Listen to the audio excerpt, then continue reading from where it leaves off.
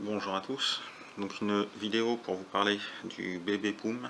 Donc pour comprendre le titre, il va falloir regarder la vidéo jusqu'à la fin et donc attendre l'hypothèse farfelue qui sera mon troisième point. Dans un premier temps, je vais expliquer un petit peu ce que c'est historiquement le baby, plus que bébé, baby boom.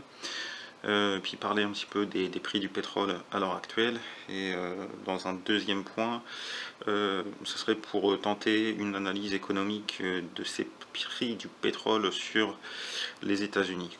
Le premier point sur le prix du pétrole, donc depuis septembre environ, on est passé d'un prix du pétrole de 120 $ à un premier palier de 90. Et hier, en fait, le prix du baril est tombé sous les 50 $. Donc c'est un record. C'est un record qui date de 2009.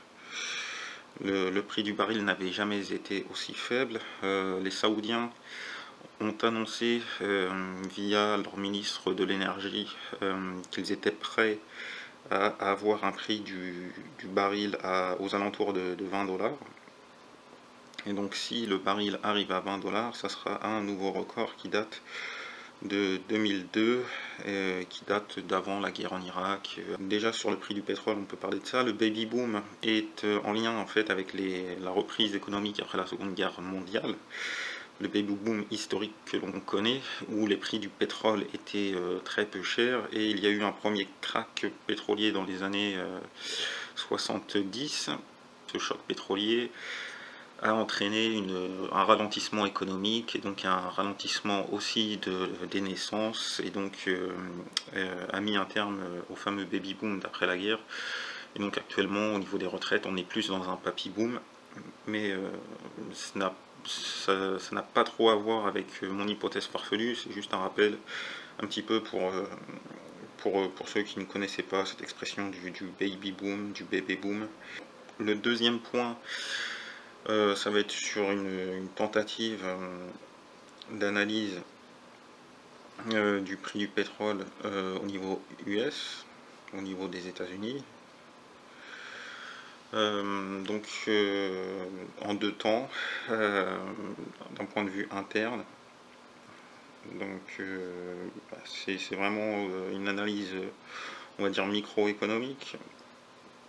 Entre 2002 et à l'heure actuelle 2014, il s'est passé quelque chose d'important aux États-Unis en fait, qui est une première hausse de la production depuis le peak oil, depuis le pic pétrolier.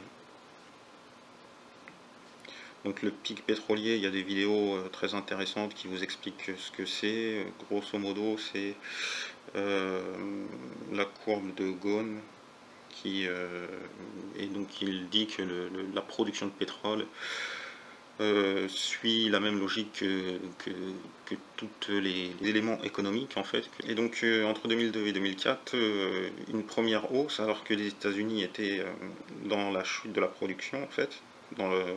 Là, la production a repris avant en fait. Ceci a été permis grâce au pétrole de schiste, on va dire. Donc les États-Unis ont réussi à renverser une tendance lourde grâce à une amélioration technologique. Quelle serait l'influence de cette baisse du prix sur ce secteur américain qui normalement devait être dans une pente décroissante et qui a repris un petit peu de la vigueur? Donc si ces prix du pétrole inférieurs aux 90 durent moins de 6 mois, ça aura des conséquences plutôt bénéfiques en fait. Ça va permettre de liquider dans le secteur du pétrole américain les producteurs financiers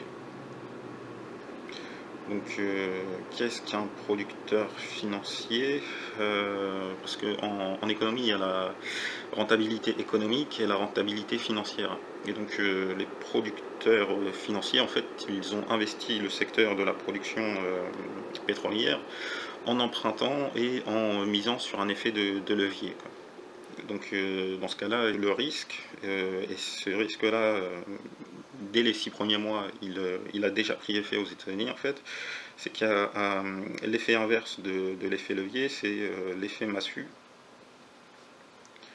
Donc, la rentabilité financière n'est pas assez bonne, du moins la rentabilité économique est juste ou un petit peu en dessous, et donc dans le cas de quelqu'un qui a investi avec un effet de levier, l'effet de levier se retourne contre lui, c'est un effet massue et il fait faillite. Donc si les prix du pétrole ne restent bas pas trop longtemps, en fait, ça aura permis certaines fusions, acquisitions et un certain assainissement du marché de production du pétrole aux États-Unis. Par contre, si ces prix du pétrole baissent et durent plus que 6 mois, là il y aura un risque économique parce que ceux qui misaient en fait sur une rentabilité financière ont déjà été liquidés dans les 6 premiers mois, mais au-delà des six premiers mois, c'est la rentabilité économique qui va être impactée. Et donc là, la rentabilité économique, c'est vraiment le cœur de l'économie. Il n'y a pas de tromperie, on va dire. Et donc, ça pourrait être dangereux. Ça pourrait, car il faut quand même relativiser par rapport au poids du secteur pétrolier sur l'économie US. Il était en décroissance, il y a d'autres secteurs qui ont repris, et notamment le secteur financier, le secteur tertiaire. Donc ce risque économique pour les USA peut être relativement marginal. Pourquoi est-ce qu'il peut être marginal? Parce qu'il faut regarder seulement d'un point de vue externe. Il ne faut pas oublier que les États-Unis, c'est l'Empire. Donc là, ça sera plus une analyse macro, en fait. Je vous ai parlé de la courbe de Ghosn, de l'effet massue, l'effet levier. Il y aura encore quelques petits termes économiques. J'en suis désolé pour ceux qui sont plus ou moins allergiques. Et donc, un autre effet en fait économique, c'est l'effet ciseau. L'effet ciseau, ça veut dire ce que ça veut dire, hein, c'est ciseaux, ça se croise. Et donc on va prendre pour x, pour la courbe de A, plus que pour x, hein, parce que là c'est les x et y, la courbe de A, les prix du pétrole. Et pour la courbe B, ça va être la valeur du dollar. Et donc les deux, le prix du pétrole et la valeur du dollar, forment un effet ciseau en fait au niveau d'un pays impérial en fait, hein, qui contrôle la monnaie. Et donc on a vu la Fed en fait, la réserve fédérale, faire des annonces importantes du point de vue de cet effet ciseau en fait, hein, c'est qu'ils vont vraisemblablement stopper leur création monétaire, leur planche à billets, qui fait que la valeur du dollar baisse et est peu chère, et dans le même temps remonter les taux des bons du trésor, et donc ce qui va mécaniquement aussi faire remonter la monnaie. Donc pendant que les prix du pétrole vont poursuivre peut-être une baisse, le prix du dollar, lui, va reprendre sa hausse. Donc déjà la Fed fait en sorte que ça remonte, et en plus il ne faut pas oublier les deux autres grosses monnaies, le yen et l'euro, qui vont certainement revenir, qui vont être HS. En fait, l'euro, il y a des menaces sur la Grèce et autres, et donc ça serait plus ou moins ce qu'on pourrait appeler la fin de la parenthèse du 11 septembre 2001, car le prix du baril à 20 $, c'était tel que c'était avant 2001 en fait. Et donc cette parenthèse du prix du baril à 120 sera refermée et le roi dollar va reprendre avec un baril très faible.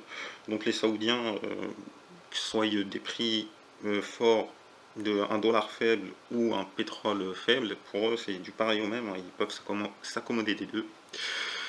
Donc, parce que dans pétrodollar, il y a le pétro, donc tu ne peux pas être le roi du monde juste avec le dollar, il faut quelque chose, l'or ou le pétrole, et donc les États-Unis ont choisi le pétrole, donc l'Arabie Saoudite, et donc elle peut s'en accommoder, quel que soit le prix, du moment que c'est concerté avec ceux qui détiennent le dollar. À voir si ça va continuer comme ça, si ça va se configurer. Petite analyse pour partager un petit peu ce que je sais, puis donner mon point de vue sur cette situation. Est-ce que c'est risqué ou pas, ou ceci ou cela. D'un point de vue européen, c'est la baisse de l'euro qui va peut-être nous être préjudiciable. L'hypothèse farfelue sera sur l'œil d'Isis. Donc ouais, je vais faire prochainement une réponse à Ange4353 hein, qui a lancé ce terme d'œil d'Isis. Donc ouais, reprendre les échanges un petit peu, faire quelques vidéos entre les échanges. Et donc en fait, Isis serait égal à un principe en fait. C'est une déesse en fait, et cette déesse reprend une histoire, une déesse égyptienne. Et donc ce principe, plus que cette déesse, c'est le principe d'engendrement. Donc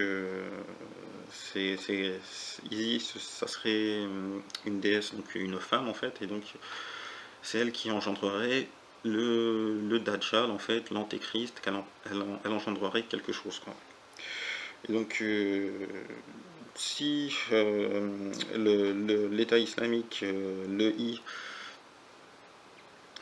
est bon an mal an quelque chose de complotiste en fait, que ce soit voulu par les personnes qui contrôlent l'ISIS ou que ce soit à leur insu, si pour certaines personnes ISIS et l'œil d'ISIS, l'État islamique est un principe d'engendrement en fait, il y a un risque au bout de 9 mois hein, d'engendrer, de faire un enfant pour ISIS.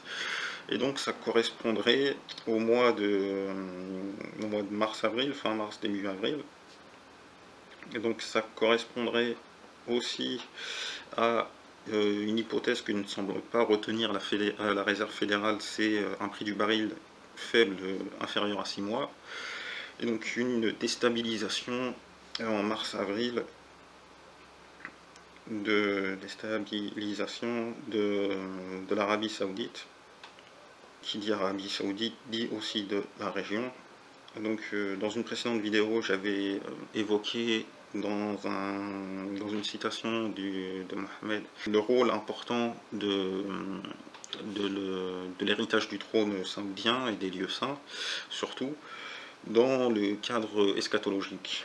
C'est mon hypothèse farfelue, c'est que cette baisse du prix du pétrole ne va pas durer de plus de 6 mois et que l'on va avoir la concrétisation du principe d'engendrement d'Isis avec une déstabilisation de la région. Donc voilà, bonne continuation.